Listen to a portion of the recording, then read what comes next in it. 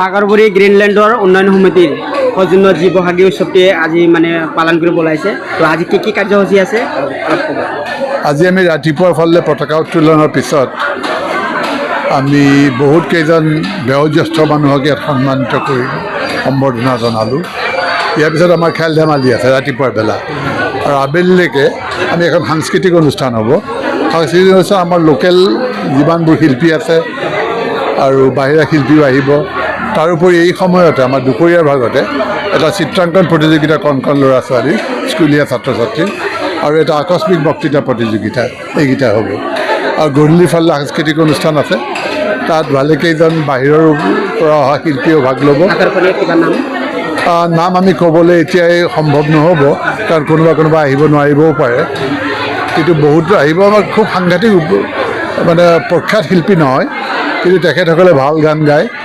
আৰু আমি ভাবোঁ যে আমাৰ যিহেতু প্ৰথম কৰিছোঁ এইবাৰ, অলপ আমাৰ পুঁজিও তাকৰীয়া, গতিকে তাৰ মাজৰ পৰাই যিবিলাকক পাৰিছোঁ, আৰু লোকেল শিল্পীও আমাৰ বহুত আছে, তেখেতসকলেও গাব আৰু নাচিব। এইবিলাক কৰাৰ পিছত আজি ভালেই হ'ব যেন লাগিছে। এয়াই লৈ পেলাই বিভিন্ন বৰ্ণনা, বিভিন্ন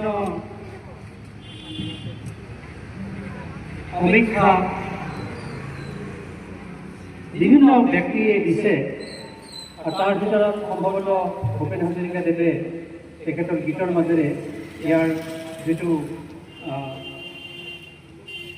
ৰঙালী বিহুৰ অসমীয়া জাতিৰ কাৰণে যিটো গুৰুত্বপূৰ্ণ এটা অধ্যায়, সেইটো ভালকৈ বৰ্ণনা কৰিছে।